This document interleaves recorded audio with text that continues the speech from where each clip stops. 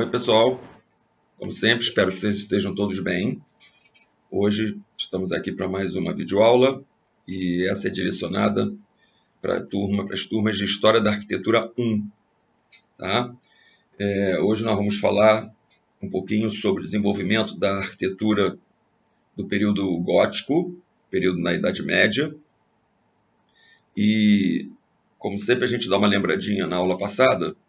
Na aula passada nós vimos o desenvolvimento da arquitetura, as suas principais características e conceitos da arquitetura românica, que é o primeiro período da arquitetura medieval na Europa Ocidental. Tá? A arquitetura românica, ela começa a se desenvolver próximo do ano 1000, e quando a gente começa, então, a partir do ano de 1100, 1140, dá início ao movimento que ficou conhecido depois como gótico. E a gente precisa entender que tanto a arquitetura românica quanto a arquitetura gótica, ela acontece num momento de transição, no momento em que o sistema feudal, que é fundamentalmente o período da arquitetura românica, o sistema feudal ele vai ampliando as condições de vida das pessoas, mesmo dentro de toda a dificuldade da Idade Média. Gradativamente, a relação feudal, o sistema feudal de economia, de produção vindo da terra, vai fazendo com que aquelas pequenas sociedades fossem se desenvolvendo.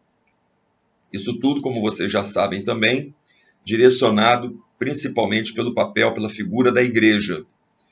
E agora no gótico, como o comércio, no final do período feudal, o comércio começa a ser reativado, quando a gente chega já para o ano, em torno do ano de 1100, 1150, começa a haver, de novo, um ressurgimento gradativo da atividade comercial.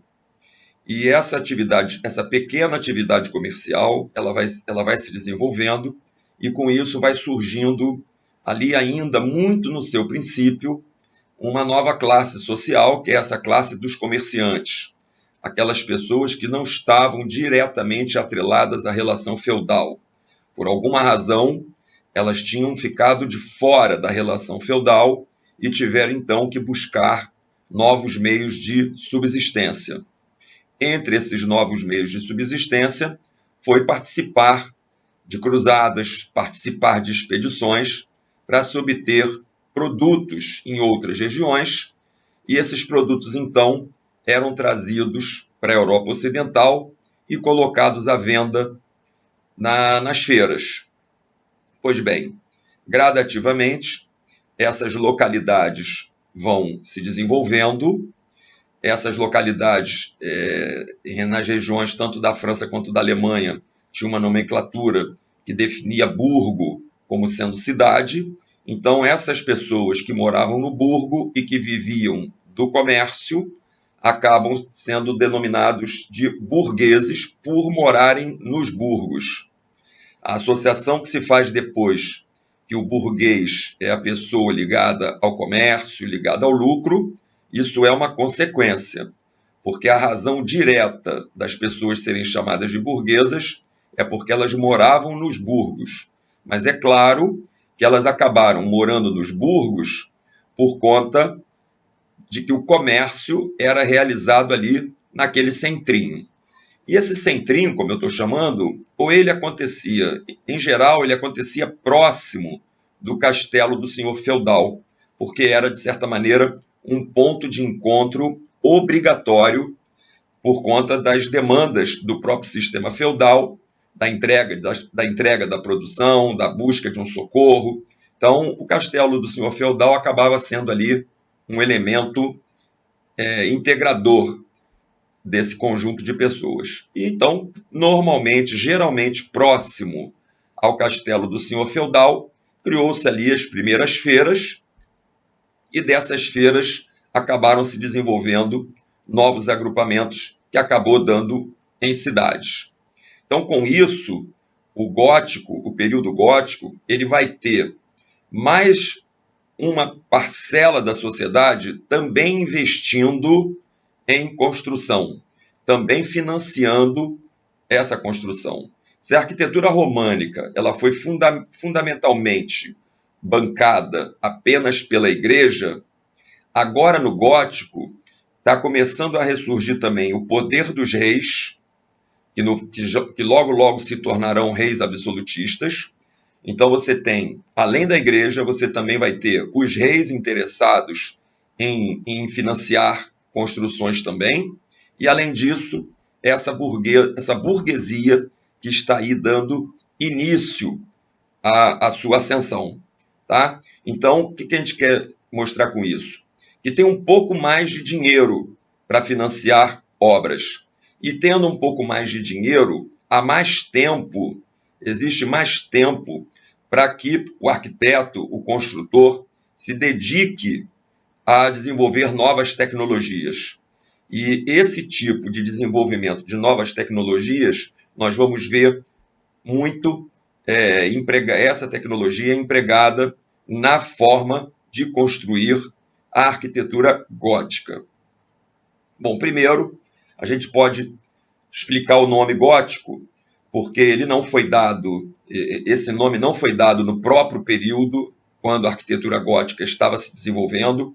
Esse nome virá depois, já no Renascimento, quando um teórico ele vai, ao fazer uma comparação com a arquitetura que eles buscavam no Renascimento e a arquitetura que tinha sido desenvolvida no final da Idade Média, eles vão comparar aquela estética, e uma estética que não era baseada na estética greco-romana. Então eles vão basear que aquela estética seria uma estética dos bárbaros, dos antigos bárbaros. Então, como muitos desses povos bárbaros tinham a nomenclatura de godos, né, como os visigodos, os ostrogodos, então eles vão dar o nome para aquela arquitetura que já tinha sido feita. Acho que o teórico que vai lançar esse nome é o Vasari, e ele chama aquela arquitetura que não lembrava, que não era baseada nas regras da arquitetura greco-romana, ele chama então de arquitetura dos godos, de arquitetura gótica. Ok, explicado o nome, a gente começa então a tratar de algumas características da arquitetura gótica. Bom, fundamentalmente, porque a igreja era o grande poder, fundamentalmente os melhores exemplos que nós temos da arquitetura gótica são igrejas, são as catedrais medievais. A primeira catedral a ser construída é a Basílica Catedral de Saint-Denis, ou São Denis. Essa catedral ela foi começada a construir no ano de 1144, mas ela só vai terminar um século depois, pelo século XIII. O arquiteto foi o Abade Suger, e ela ainda tinha algumas características românicas, principalmente na sua fachada. Mas já na parte interna da igreja, essas novas percepções, esses novos conceitos da arquitetura gótica já começam a ser introduzidos. Vamos ver aqui a nossa primeira imagem com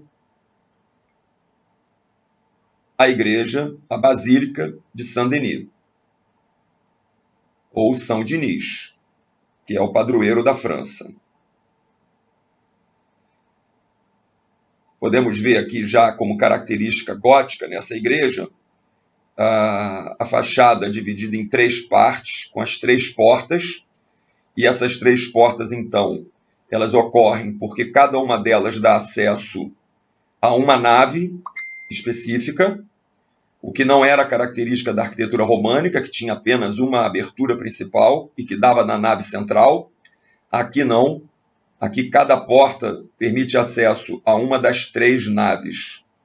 Já podemos ver também elementos estruturais, como aqui no caso, esses contrafortes, ajudando na sustentação do peso da própria igreja. Podemos ver também a rosácea, que é essa espécie de vitrô circular. Nós vamos ter chance de ver isso em outros exemplos, mas já estou aqui adiantando algumas características da arquitetura gótica. Bom, em geral, era a prática de que a arquitetura gótica ela era construída em pedras. E uma coisa fundamental, uma diferença fundamental que vai ter nessa arquitetura gótica é que o peso da igreja não será suportado mais pelas suas paredes, e sim por pilares feitos em pedra. E esses pilares vão dar sustentação a uma espécie de esqueleto da catedral gótica. E esses pilares eles vão ter uma continuidade na cobertura, nas abóbadas, aonde esses pilares se transformam nas nervuras das abóbadas. Então era como se fosse uma grande armação estrutural que segura o seu próprio peso, sustenta o seu próprio peso. Então, se agora a estrutura da igreja ela é autoportante, a própria estrutura é que se sustenta, os próprios pilares é que sustentam o conjunto todo da igreja, em tese a igreja não precisaria ter paredes. E isso é fato porque, na maior parte das igrejas góticas, as paredes são, ou elas não são completamente substituídas pelos vitrôs, mas nas paredes são abertos grandes vãos, quase que anulando a ajuda das paredes, nessa questão de sustentar a construção. E vitrôs recebem esse nome na versão francesa, mas a gente também pode falar vitrais, não é? E aí no singular a gente pode falar em português vitral, e no plural vitrais. E se a gente está falando em francês, a gente chama de vitraux, e no plural vitrôs. E aí poderia ficar a pergunta, poxa, mas por que tem que falar em francês? Porque esse tipo de técnica do vitrô foi utilizado exatamente na França, que é a primeira região a desenvolver a arquitetura gótica.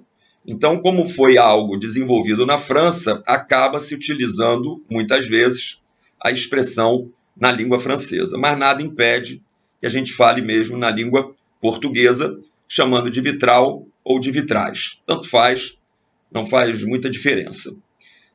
Então, como eu estava comentando, as igrejas góticas elas eram fundamentalmente feitas em pedras e, claro, que em vidros para produzir esses vitrais. E o que seria um vitral?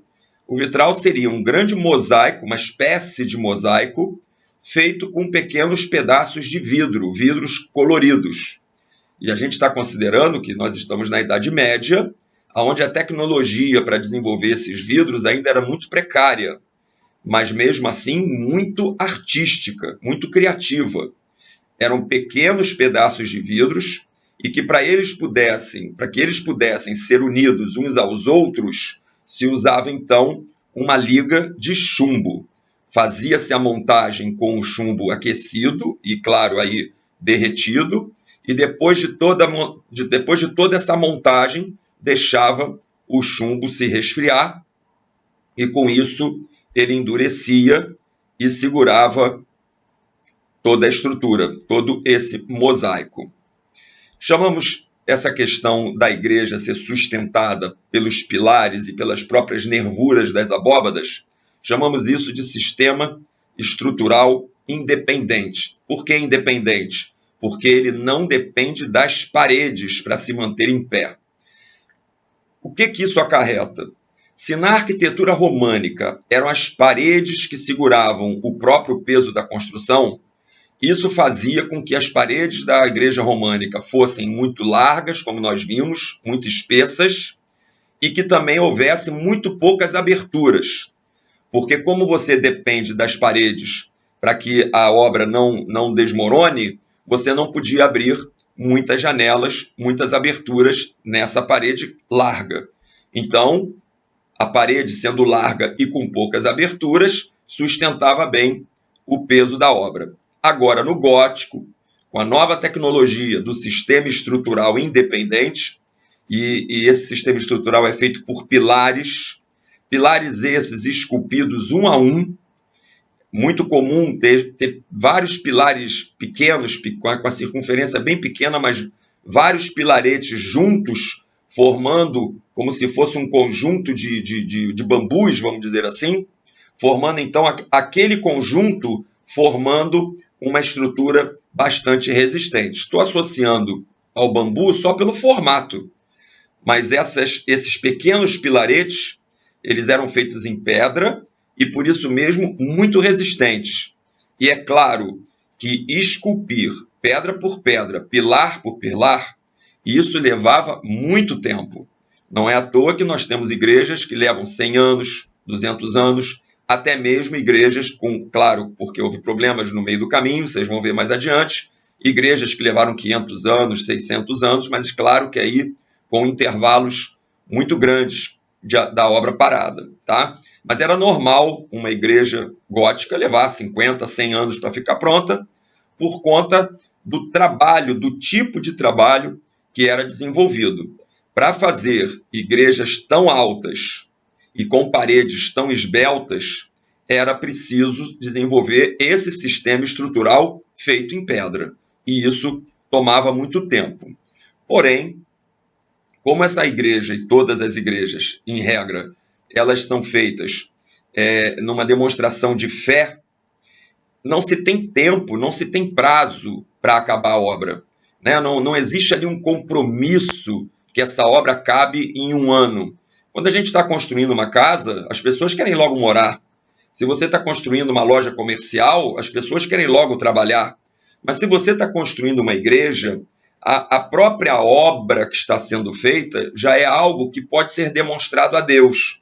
Então, na cabeça das pessoas, já satisfazia o fato de eu estar participando daquela obra para Deus. Deus já estava vendo ali a minha participação. Deus não iria ficar satisfeito comigo só na hora em que a obra estivesse pronta. Ele já estava satisfeito com a minha atitude só pelo ato de eu estar participando e colaborando com a obra. Esse é o sentido conceitual, filosófico, vamos dizer assim, da construção de uma igreja, de uma catedral gótica. Isso era fato em função, inclusive, de que todos participavam da obra. Todos, dos mais pobres aos mais ricos, era fundamental uma participação efetiva na construção dessas obras. Tá? E as pessoas, efetivamente, participavam dela. Vamos observar aqui uma cena do interior da Basílica de Saint-Denis, onde a gente já pode reparar um formato de arco diferente do que nós já tínhamos visto, por exemplo, na arquitetura romana e românica.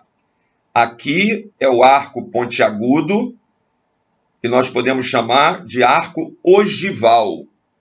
O arco ogival, que é esse arco que vocês estão vendo, esse arco que possui um bico, vamos dizer assim, esse arco ogival, ele tem vantagens técnicas sobre o arco pleno.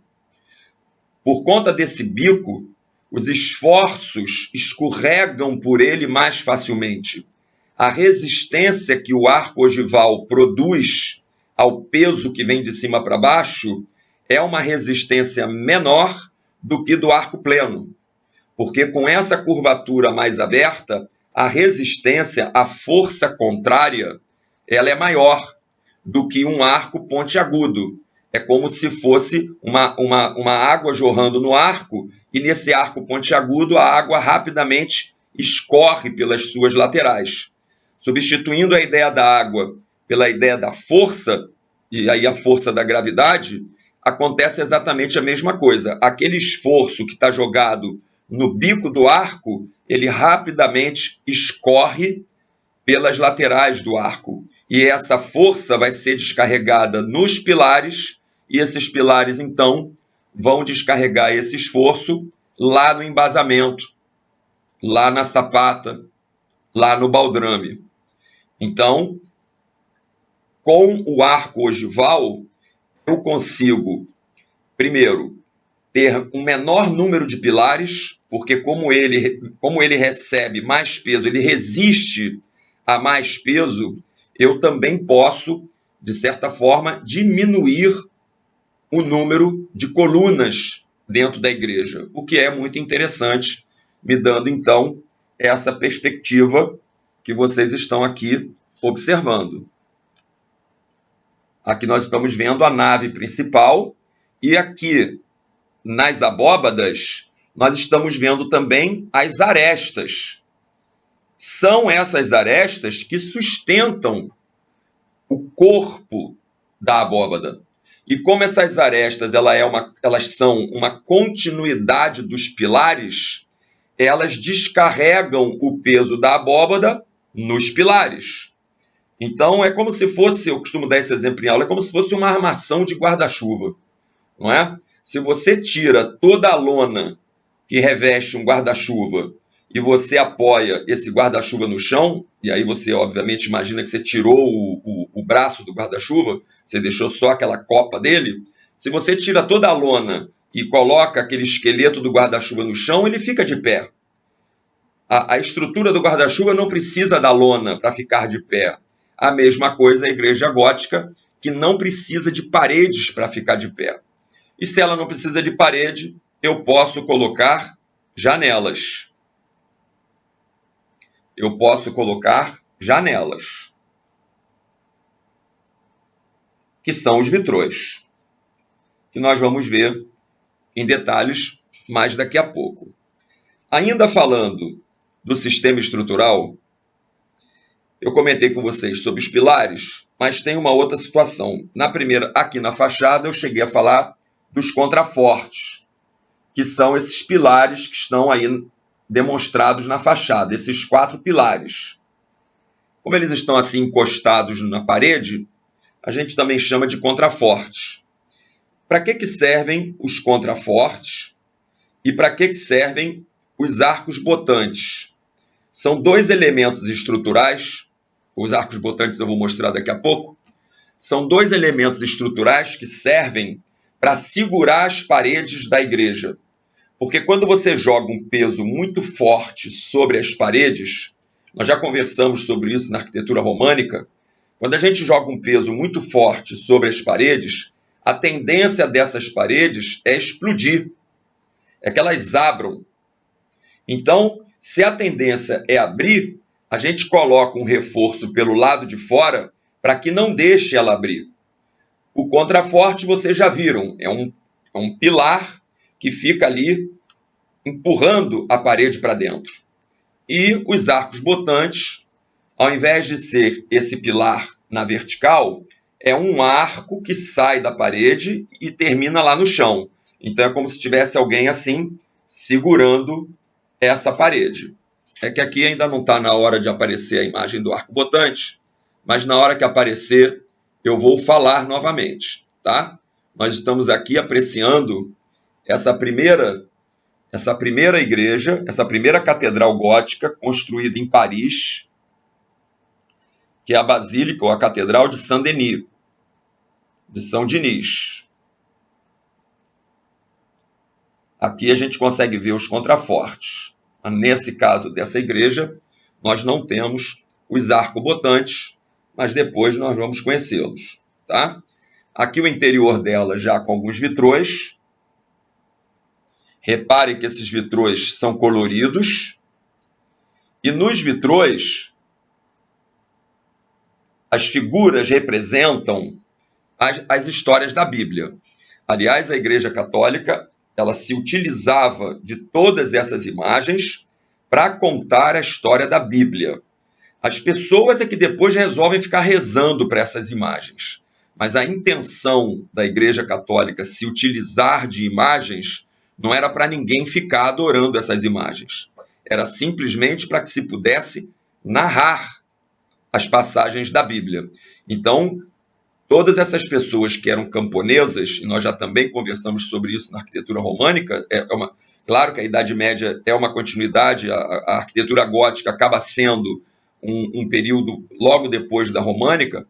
Então, a grande maioria da população dessas cidades que começam a surgir, essas pessoas eram analfabetas, porque elas trabalhavam no campo, elas eram camponesas, elas não tinham nenhuma necessidade de saberem ler e escrever. Por isso, a Igreja Católica produzia arte, e essa arte, então, contava a história da Bíblia. E esses vitrôs, então, vão criar verdadeiros espetáculos dentro das igrejas. O impacto que essas igrejas causavam naquelas pessoas humildes, inclusive, era de deixar a pessoa extasiada. E, claro, que diante de toda essa beleza, as pessoas acabavam se integrando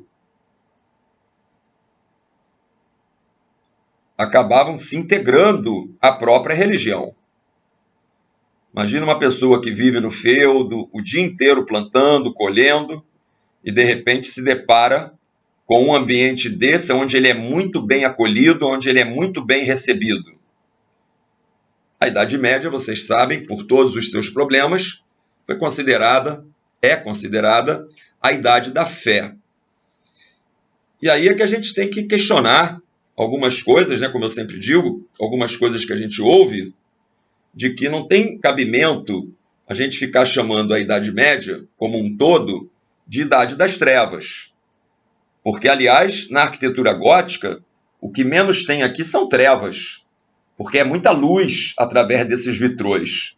Aqui dá para ver bem, além do vitrô, dá para ver bem os pilares se transformando nas nervuras das abóbadas. E como essas abóbadas têm nervuras, a gente pode chamar essas abóbadas de abóbadas nervuradas. Ok? Porque ela é uma abóbada que apresenta diversas nervuras. Então, a abóbada nervurada.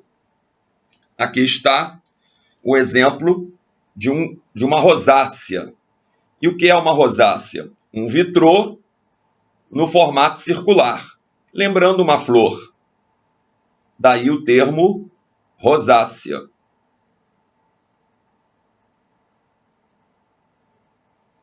Bem característica também da arquitetura gótica, apesar de também existir na românica. Um outro sentido também, uma outra novidade que as igrejas góticas vão trazer é a altura. Com esse desenvolvimento tecnológico, principalmente estrutural, eles vão querer associar a competência tecnológica, eles vão querer mostrar, obviamente, que estão desenvolvendo uma nova tecnologia e vão associar isso a ganhar altura para que simbolicamente estivessem mais perto de Deus. Então nós temos aí dois motivos muito fortes para fazer com que as catedrais góticas fossem tão altas. Mostrar esse desenvolvimento tecnológico, e de certa maneira você até tinha uma competição entre as cidades, sim. Cada cidade queria mostrar que era mais competente e que era mais devota do que a outra, mas em geral todas elas também queriam fazer as igrejas altas porque simbolicamente estariam mais perto de Deus. E as igrejas também abriam grande quantidade de vitrôs para que a luz entrasse e essa luz então representasse a presença de Deus. Está tudo misturado, tanto a parte tecnológica quanto a parte simbólica, que é uma coisa natural em toda boa arquitetura. Falamos da altura, falamos do sistema estrutural, agora temos que chamar a atenção que, junto com a arquitetura gótica, a esculturas aplicadas à arquitetura, porque no gótico nós ainda não temos escultura solta, uma escultura com vida própria, né, uma escultura feita por ela própria, isso só voltará no Renascimento. E quando eu digo voltará, é porque lá na Grécia e lá em Roma já existiam esculturas como obras de arte nelas mesmas. Durante a Idade Média, não. Pelo combate aos conceitos greco-romanos, não se valorizou fazer esculturas, mas gradativamente elas foram voltando nos relevos, sempre com mensagens religiosas. Na arquitetura românica, os relevos já faziam parte dos tímpanos, e agora na gótica também teremos relevo nos tímpanos, mas também teremos esculturas entremeadas com a estrutura. Vamos ter esculturas no meio das colunas. Isso dando a entender de que aqueles profetas, eles serviam também como a própria estrutura da igreja. E aí, a estrutura no sentido simbólico, porque a estrutura no sentido prático eram os pilares, e no sentido simbólico eram a representação desses profetas. Tá? Então, a gente começa a ter também, na arquitetura gótica, a existência de esculturas muito mais naturalistas, muito mais realistas. O que isso quer dizer? Que as esculturas são muito mais próximas daquilo que a gente vê, de como a gente enxerga as pessoas. Coisa que anteriormente não, era uma escultura um pouco mais geometrizada. Agora não, já se buscava a forma anatômica, já se buscava um naturalismo maior. Vamos ver mais algumas imagens. E agora nós vamos ver uma outra igreja, que é a Sainte-Chapelle, também na França. Essas colunas, então, elas representavam os apóstolos e os profetas, né, que seriam os sustentáculos do cristianismo. Com toda essa relação, com toda essa nova relação estrutural, com isso se conseguiu espaços muito mais amplos, como eu mencionei, e também muito mais iluminados, como também já foi mencionado. O interior era amplo, os espaços eram amplos, diferentemente do lado de fora, que por conta da malha estrutural era toda subdividida, como a gente pode ver aqui na Sainte-Chapelle, também em Paris.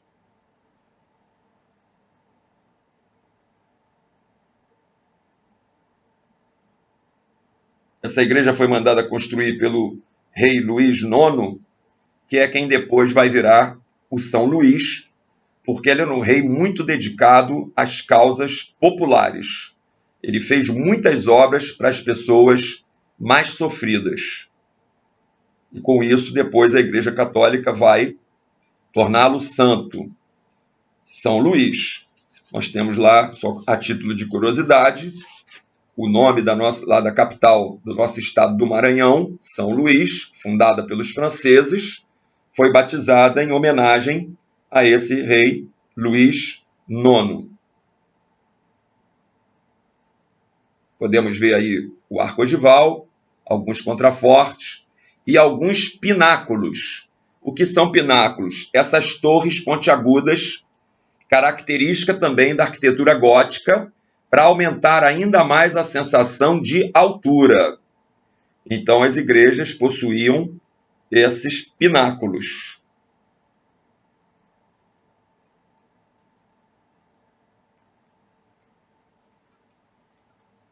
A igreja de Sainte-Chapelle, ela foi construída em 1241. Então, vocês podem ver as aberturas e os contrafortes sustentando as paredes. E também os arcos ogivais. Vamos lá. Vamos apreciar agora o interior dela. Esses vitrôs, eles causam um impacto visual imenso. Eles são enormes, muito altos e muito coloridos. E sempre contando a história da Bíblia.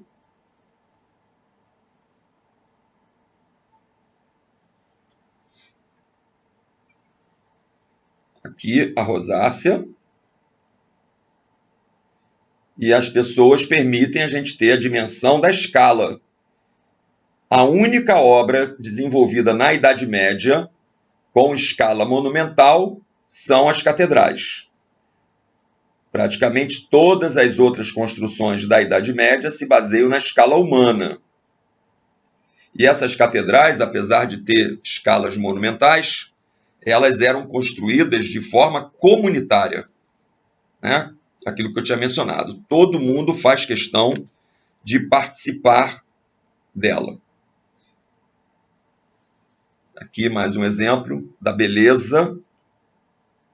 Aqui mais uma vez podemos ver os pilares se transformando nas arestas dessa abóbada, a nervura dessa abóbada. Podemos chamar de abóbada com arestas? Podemos também. Mas no caso do gótico é mais comum a gente ler e ouvir as abóbadas nervuradas. Como se fossem efetivamente nervos, né? Ali naquela pele da igreja, já que as paredes são mais esbeltas, mais finas, ou muitas vezes nem paredes têm. Aqui a presença dos contrafortes, que são esses pilares, dando sustentação para que as paredes não abram em virtude do peso. Elas próprias muito pesadas, já que feitas em pedra. Aqui, mais para a gente contemplar o interior. A nave principal de Sainte-Chapelle.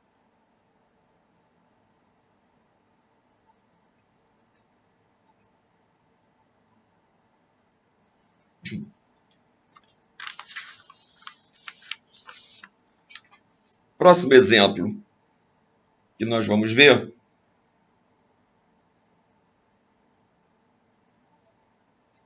são ainda aqui alguns vitrôs dessa mesma igreja. Reparem que são pequenos pedacinhos de vidros que vão montando imagens. Imagens essas contando a história da Bíblia. Uma coisa que a gente pode parar para pensar é o seguinte: poxa, chegava lá nos vitrôs, estava a história da Bíblia. Como é que aquela pessoa conseguia entender a história da Bíblia? A gente tem que pensar que na Idade Média as pessoas iam à missa todo dia. E todo dia ouviam o padre falando sobre as histórias da Bíblia. Com o passar do tempo, todos eles já conheciam a Bíblia por inteiro. Então, ao bater o olhar numa daquelas imagens, enquanto eles não sabiam, o próprio padre, contando a história, mostrava as imagens. Tá certo? Então, a imagem, mais ou menos como eu faço aqui nas aulas com vocês, a imagem dos vitrôs servia de apoio àquela história que o padre estava contando, que é a história do Evangelho. A partir de um certo tempo, as pessoas já aprenderam. E aí, elas mesmo passavam a apreciar a obra de arte, já conhecendo o tema daquilo que estavam olhando. Aqui nós temos um exemplo da escultura, como eu comentei com vocês. A escultura, de certa forma, ainda é um relevo, porque ela está acoplada, ela está grudada na arquitetura. Ela faz parte do contexto arquitetônico. Só no Renascimento a escultura vai de novo se desvincular da arquitetura. Aí você poderia perguntar, mas Fernando, por que isso? Por que durante a Idade Média a escultura não era bem vista, ou ela passou a ser bem vista só quando atrelada à religião? Porque aí você precisa lembrar que a Idade Média sofreu literalmente o pão que o diabo amassou por todo um comportamento greco-romano que essa sociedade agora da Idade Média não aceitava aquele tipo de comportamento. Inclusive, consideravam que eles tinham pago o preço daquilo que gregos e romanos tinham feito. Tá? Aquele comportamento mais liberal, mais libertino, não era aceito na Idade Média.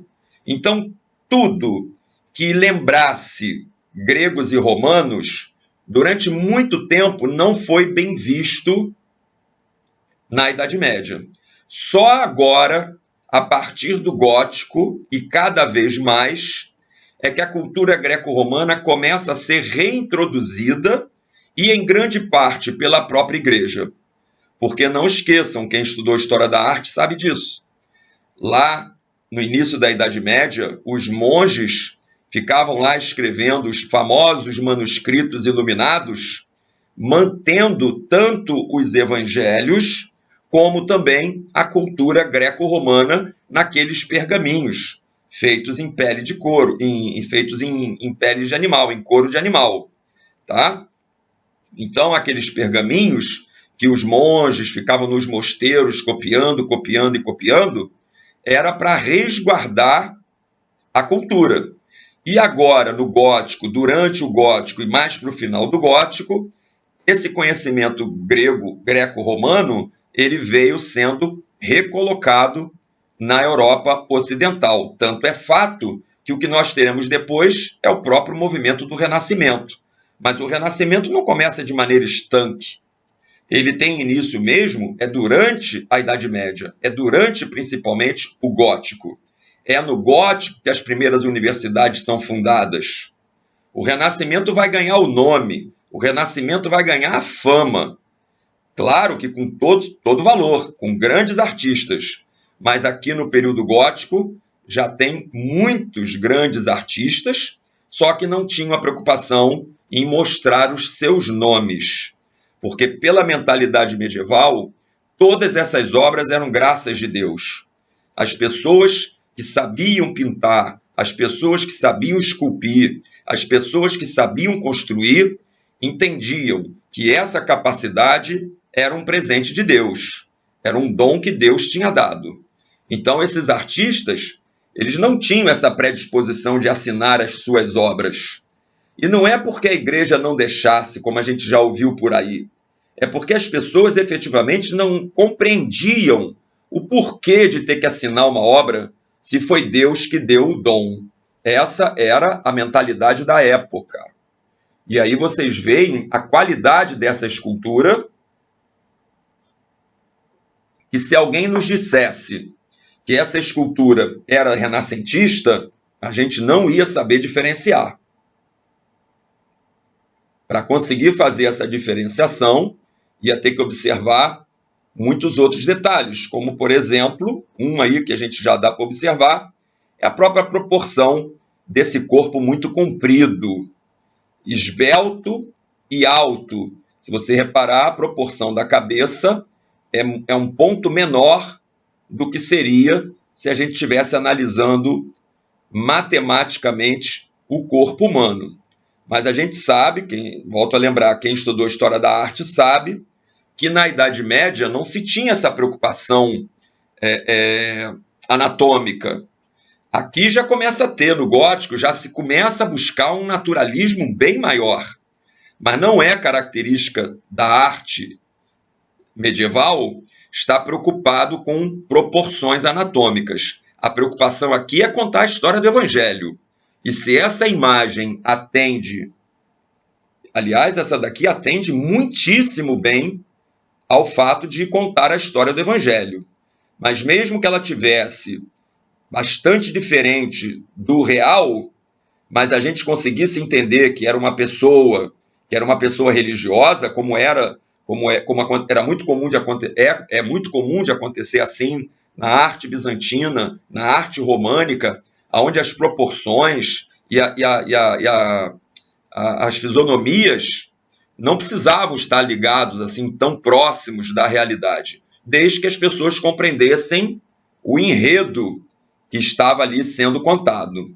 Agora, no gótico, esse enredo é muito bem contado e as imagens também já estão ficando muito mais realistas, muito mais expressionistas e muito mais naturalistas.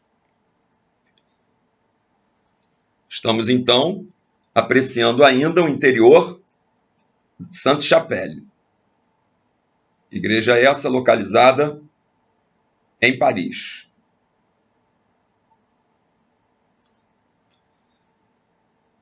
Por que começamos pela França? Porque foi lá a primeira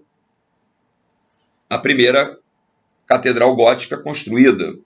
E depois dela, várias outras, até que com o passar do tempo, e nós vamos ver alguns exemplos, o gótico também se expandiu para a região onde hoje fica a Alemanha, a Itália, a Espanha e até mesmo Portugal.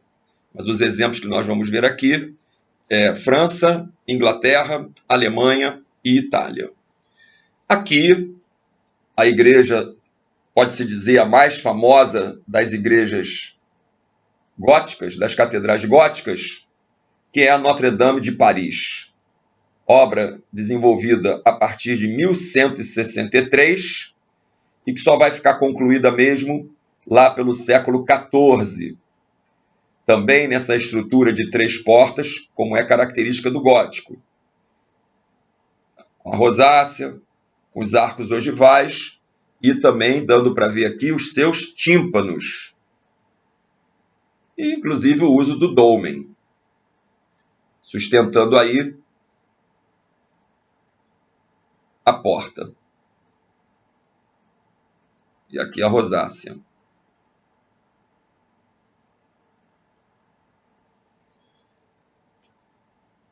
A igreja de Notre-Dame de Paris, que quer dizer Nossa Senhora.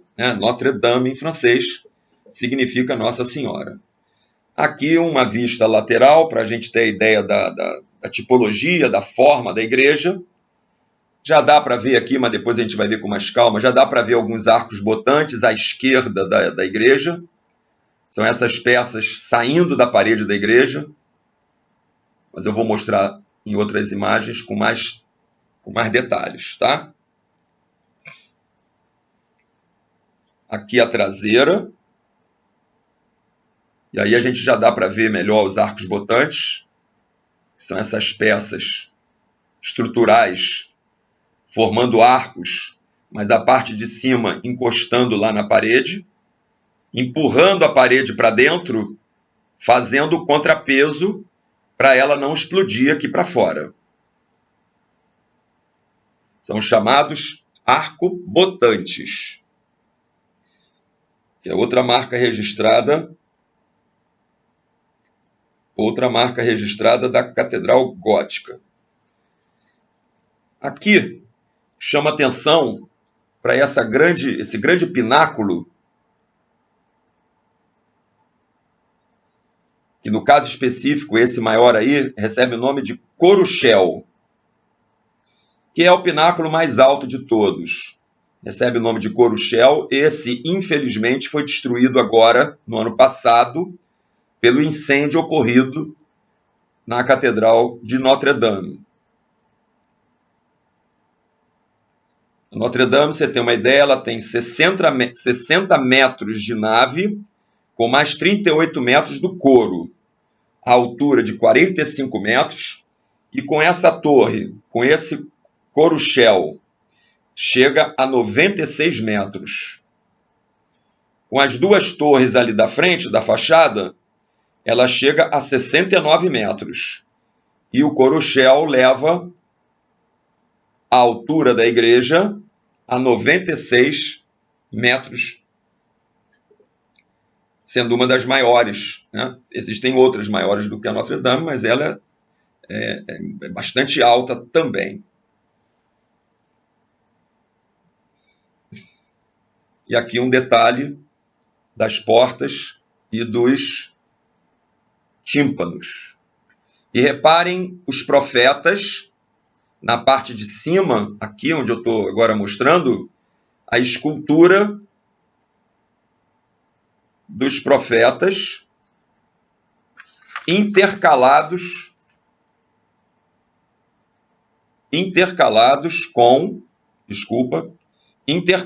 com a estrutura, conforme eu havia mencionado anteriormente. Quer dizer, eles são sustentáculos, simbolicamente eles são os sustentáculos da igreja aí com I maiúsculo, da igreja religião, fazendo essa alusão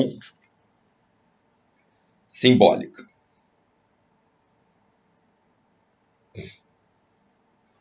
Aqui, a rosácea e o vitrô da Notre-Dame de Paris.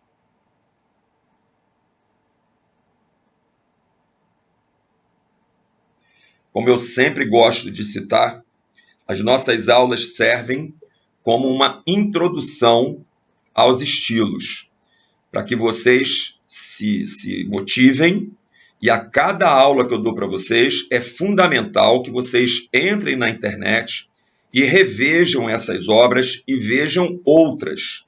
É claro que, diante de toda a nossa dificuldade agora na pandemia, foi o caminho que eu encontrei de mostrar as imagens para vocês através do celular. É óbvio que não é o ideal, mas pelo menos vocês vão anotando, vão conhecendo e vão anotando o nome dos estilos, o nome das obras, e com isso depois é fundamental que vocês complementem o estudo de vocês, entrando na internet. Eu estou falando o nome das igrejas, eu estou falando de onde elas ficam, eu estou falando o estilo. Vocês entrarem no Google e colocarem lá arquitetura gótica, imagens, vai aparecer diversas igrejas, entre essas e muitas outras. Aqui vocês estão entendendo, pelo menos a gente está tentando buscar esse entendimento, do porquê delas serem construídas assim, o que levou, quais as tecnologias que foram desenvolvidas, o caráter simbólico dessas obras, que é para que a visão de vocês, ao olhar para essas construções, essa visão ganhe novos sentidos. Essa é uma das principais razões da gente estudar a história da arquitetura, para que a gente entenda, por exemplo, por que as igrejas góticas são feitas na escala monumental. Porque, mais uma vez, a escala monumental mostra a importância daquela obra. Uma importância para quem agora? Para algum governante? Não. A importância agora é para Deus. Mas é a mesma escala monumental que trabalhou determinadas obras de Roma, onde a escala monumental foi utilizada para mostrar o poder do Império Romano. Então, reparem que determinadas soluções que se parecem, às vezes estão atendendo a objetivos bastante diferentes. Aqui nós estamos vendo a rosácea pelo lado de fora. Então, a gente está percebendo aqui a maneira de se prender esses vidros. No caso aqui, a pedra também foi utilizada, junto com o chumbo, para fixar esses vidros. Mas não se enganem, a beleza mesmo aqui, claro que a estrutura aqui fora é belíssima, mas o que é impactante mesmo é quando a gente olha os vitrôs pelo lado de dentro, onde aparece todo esse colorido e muito mais forte quando a gente está lá. É um colorido muito intenso que surgem aos nossos olhos nesses vitrôs. E contrasta muito, porque como a igreja ela é muito alta e esses vitrôs também ficam bem mais para o alto, a parte de baixo da igreja, em geral, ela fica mais escura. E com isso os vitrôs têm um impacto incrível aos nossos olhos. Aqui, a nave principal, com a sua grandeza.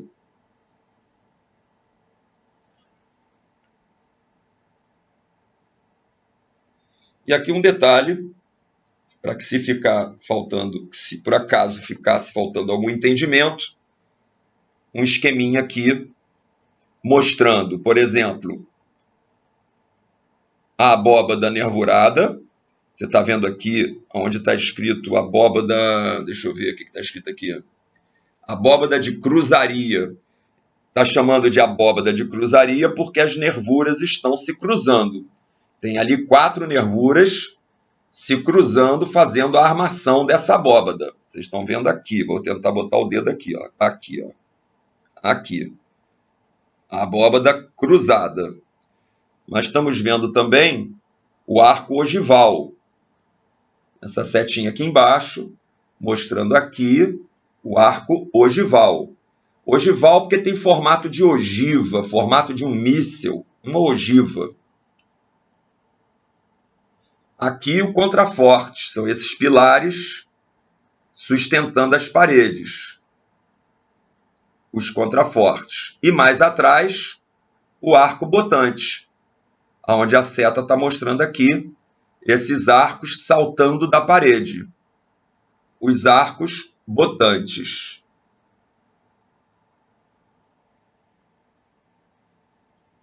E aqui atrás, a última seta está falando, são os pináculos, dando a tendência a verticalidade.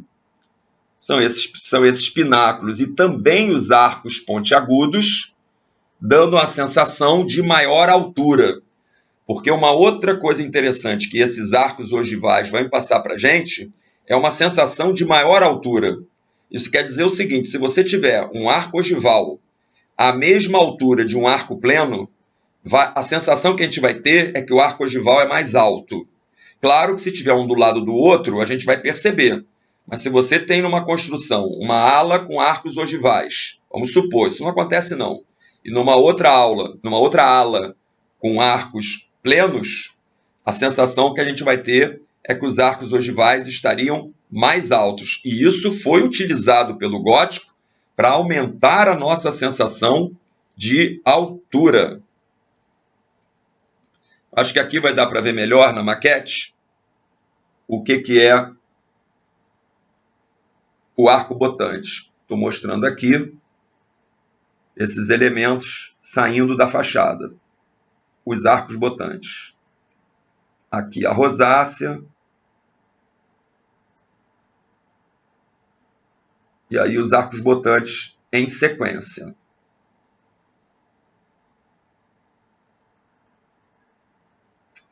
Esses arcos botantes, eu vou adiantar para vocês que estão em História da Arquitetura 1, esses arcos botantes, eles seguem um após o outro, faz uma sequência, vocês estão vendo aqui, ó. Deixa eu ver aqui meu dedo. Vocês estão vendo aqui, ó, a sequência desses arcos botantes, são vários arcos botantes, um do lado do outro. Eles acabam trabalhando como se fosse uma veneziana, como se fosse um brise. E isso quebra a luz para dentro da igreja. Por isso que muitas dessas igrejas góticas elas são escuras. Porque essas igrejas que usam os arcos botantes, esses arcos acabam quebrando a luz. Um arquiteto já do final do século XIX, início do XX, o Gaudí, Antoni Gaudí, um arquiteto catalão, que vocês irão estudar em História da Arquitetura 2, o Gaudí, ao fazer análise das catedrais góticas, ele questionava, ele falava, essa solução dos arcos botantes não é boa. E depois, como vocês vão estudar mais adiante, lá na História 2, depois vocês aprenderão, se é que já não sabem, que o Gaudí vai desenvolver em Barcelona uma catedral aos moldes do gótico, a Igreja da Sagrada Família, onde ele elimina os arcos botantes, trazendo uma outra solução com um outro arco dentro da igreja. Mas isso é assunto para o próximo semestre. Tá? Bom, continuando ainda com exemplos na França, porque eu estou mostrando para vocês as igrejas que são muito importantes e muito famosas, nós vamos agora para a Catedral de Chartres, que é uma localidade próxima a Paris, mas fora de Paris. Catedral de Chartres.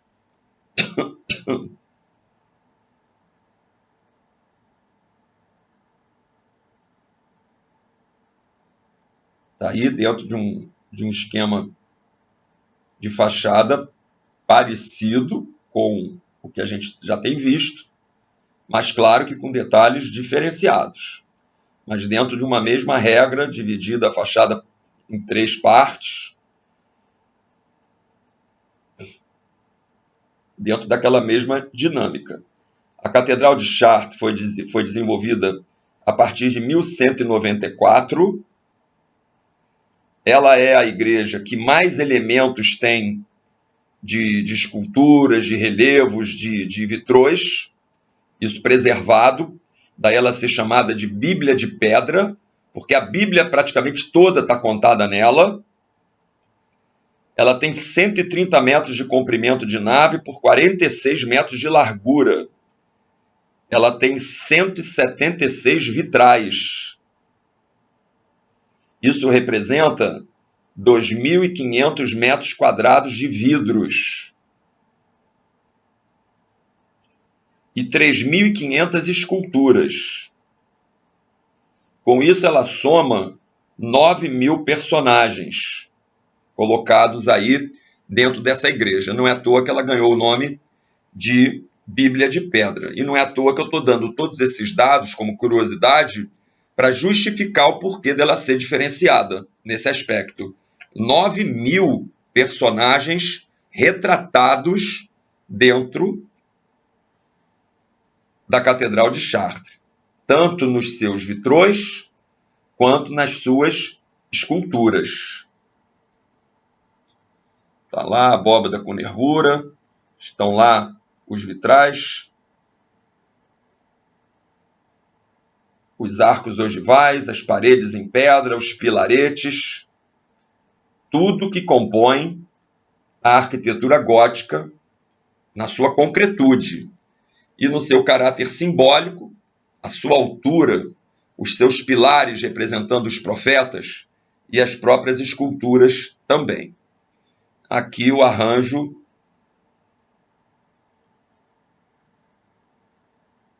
dos vitrôs ou dos vitrais. Catedral de Chartres. Aqui em detalhe o tímpano e as esculturas. As esculturas sempre ainda intercaladas com a estrutura e coladas à construção. Daí a gente pode chamar, inclusive, e seria o nome mais correto, chamar de relevos. E aqui no tímpano também uma passagem bíblica. Normalmente ou falando do paraíso ou falando do juízo final, dando a entender sempre que o lado bom da vida está dentro da igreja.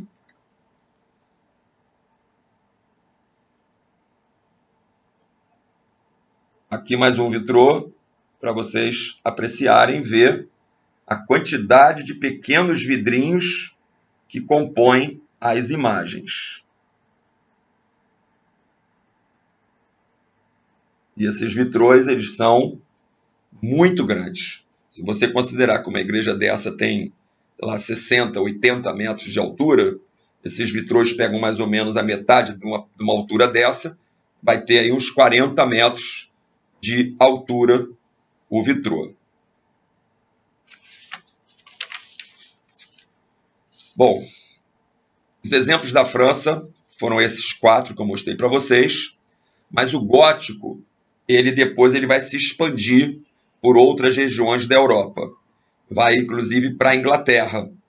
Então, lá na Inglaterra, nós destacamos aqui o principal exemplo de arquitetura gótica na Inglaterra, que é a Catedral de York, que fica na cidade com esse nome, né? Obviamente. Aqui a gente também percebe as esculturas intercaladas na mesma dinâmica com a estrutura. Os seus grandes vitrôs, arco ogival, mas reparem algumas diferenças aqui, por exemplo, no tímpano. Uma espécie de rosácea inserida aqui no tímpano. E aí começa a ganhar algumas características locais. O princípio básico está lá dentro das regras do gótico, mas em cada região vai incorporando algumas inovações. Então, Catedral de York. Catedral essa construída entre 1220 e 1472. Isso feito na Inglaterra, acaba tendo um estilo um tanto mais sóbrio.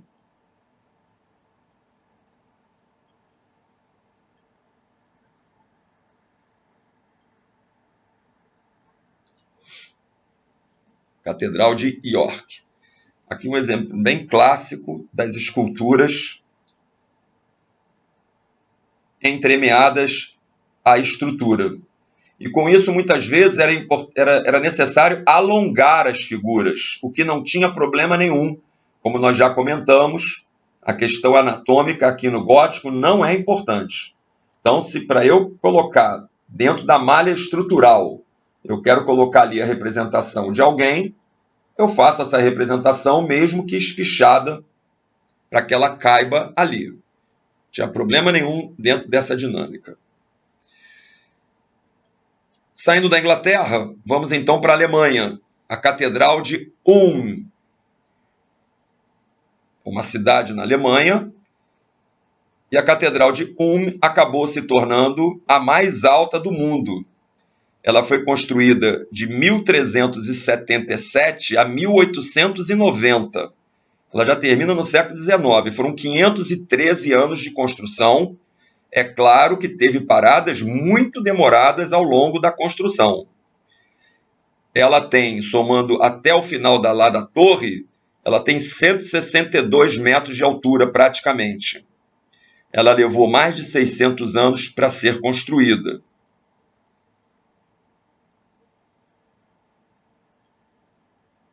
É a principal catedral gótica, quer dizer, ela é a mais alta, mas ela divide com a Catedral de Colônia a fama das catedrais góticas alemãs. Nós vamos ver a de Colônia mais adiante. Aqui é a sua nave principal. O que é muito importante a gente sempre lembrar é que quem construiu essas igrejas eram os camponeses. E quem era o arquiteto? Era um dos camponeses que sabia como fazer e sabia o que ia fazer. Daí ele ser o arquiteto, lembram? O arquiteto, o grande pedreiro. Esse arquiteto, ele também era um camponês, mas ele era um camponês que tinha um algo a mais, ele tinha uma percepção de arquiteto. E com isso, ele já fazia o projeto na sua cabeça e ele também ia lá no trabalho do pedreiro. Mas ele sabia aonde botar a janela, ele sabia como fazer a questão do arco, os outros iam fazendo o que ele determinava. Daí ele ser o arquiteto. Aqui está uma vista da Catedral de Colônia. Colônia é o nome da cidade onde essa catedral fica. Também levou mais de 600 anos para ser construída. Ela foi construída de 1248 a 1880. Ela tem 157 metros de altura, 144 metros de comprimento de nave, 86 metros de largura. E é um dos exemplos mais lindos de catedral gótica no mundo todo.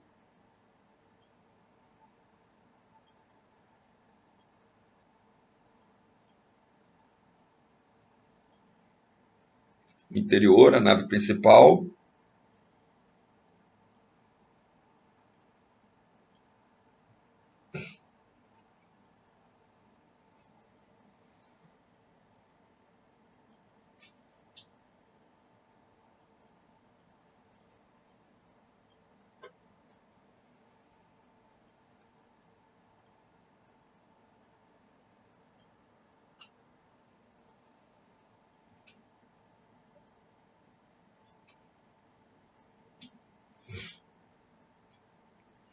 Aqui mais um detalhe. Reparem que essa igreja ela já é bem iluminada, porque são muitos vitrôs. A entrada de luz é bem mais presente do que outras catedrais góticas. E aí, então, chegamos ao nosso último exemplo, e agora na Itália, a Catedral de Milão. Como é conhecida, o Domo de Milano. Está aqui. Ela tem um estilo gótico bastante característico, com muitos pináculos, com muitas torres pontiagudas. Esse estilo de gótico ganhou o nome e é uma igreja bem diferente de todas as outras, mesmo italianas. Esse gótico recebe o nome de gótico flamejante. É como se a construção estivesse pegando fogo e esses pináculos fossem as suas labaredas. Daí essa nomenclatura de gótico flamejante, mas faz parte do gótico. Ela foi construída de 1386 até também o século XIX, levou 400 anos mais ou menos para ser construída. E nesse caso foi usado um material diferente chamado mármore de Candoglia. Mármore de Candoglia. 157 metros de comprimento por 109 de largura. 5 naves, você vê inclusive pela quantidade de portas. São 5 portas, com 5 naves, cada nave dessa com uma altura em média de 45 metros, e com 40 pilares separando essas naves. É uma igreja das mais famosas, das mais esplendorosas,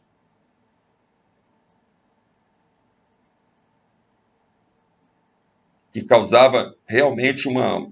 Causava não, ela causa uma belíssima impressão a quem a visita.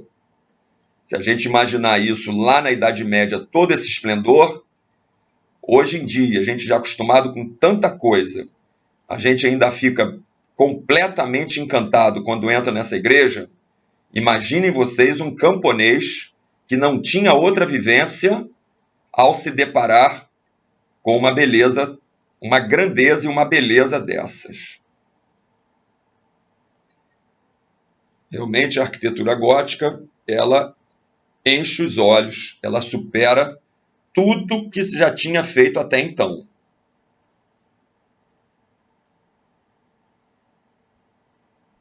A Catedral Gótica é o máximo de tecnologia e de beleza que a arquitetura já havia atingido até aquele momento. Em altura, a Catedral Gótica ela só vai ser superada pelos arranha-céus do século XX. Até o século XX, são as catedrais góticas as construções mais altas que a humanidade tinha feito. Elas são mais altas do que as pirâmides do Egito.